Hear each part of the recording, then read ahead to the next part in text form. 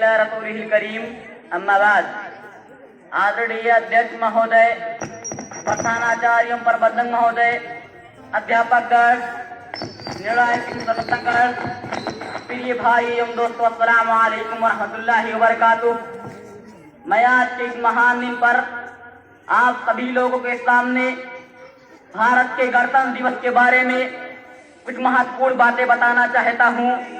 मैं सबसे पहले आपका शुक्रिया अदा करना चाहता हूँ कि मुझे इस अद्भुत अवसर पर ये मौका मिला कि मैं आप लोगों के सामने इस अवसर के बारे में कुछ शब्द बोल सकूं। 26 जनवरी हमारे देश के लिए बहुत ही खास दिन है। गणतंत्र का अर्थ है जनता द्वारा जनता के लिए शासन।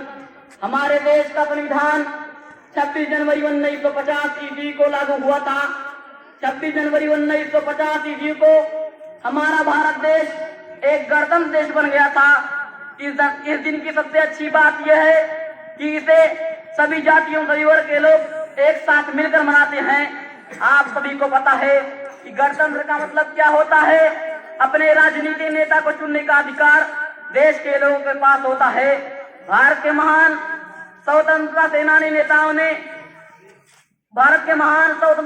नेताओं ने कड़ी मेहनत और संघर्ष करके भारत को आजाद कराया। इन्होंने हमारे लिए बहुत कुछ किया है। उसका ही नतीजा है कि आज हम अपने भारत देश में आजादी से सांस ले रहे हैं। भारत के महान स्वतंत्रता सेनानी नेताओं में से इन महान नेताओं का नाम आता है, जैसे मौलाना अबुल कलाम आजाद, महात्मा गांधी, अशफाक उल्लाह खान, चंद्रशेखर आजाद आदि जैसे स्वतंत्रता सेनानी नेताओं ने हमारे भारत को उनकी गुलामी से आजाद कराने के लिए अपनी जान को निछावर कर दी और लगातार कई वर्षों तक ब्रिटिश सरकार का सामना किया और हमारे प्यारे वतन को उनकी गुलामी से आजाद कराया। भारतवासी इनकी इस कुर्बानी को कभी भुला नहीं सकते हैं।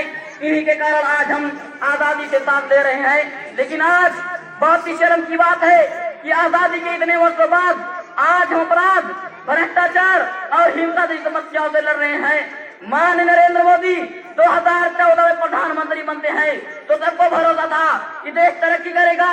माननीय प्रधानमंत्री ने अपने भाषणों में सबका साथ सबका विकास का नारा दिया था, लेकिन इस सरकार का नारा केवल एक जुमला बनकर रह गया था। इसके भाषण में देश बर्बादी कगार पर खड़ा है। नोटबंदी, जीएसटी, राफेल घोटाला और धार्मिक हिंसा के कारण देश की अर्थव्यवस्था ही नहीं, पूरे देश के लोग परेशान हो गए थे। आज भी एनआरसी, एनपीआर, सीएए के माध्यम से जनता को गुमराह किया जाता है।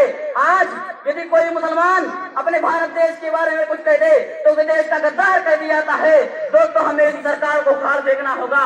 अब समय आ गया है कि हमें एक साथ मिलकर अपने देश से इन बुराइयों को निकाल फेंकना होगा और अपने देश की गरीबी, बेरोजगारी, अशिक्षा, असमानता जैसी समस्याओं को समझना होगा और उनका हल निकालना होगा।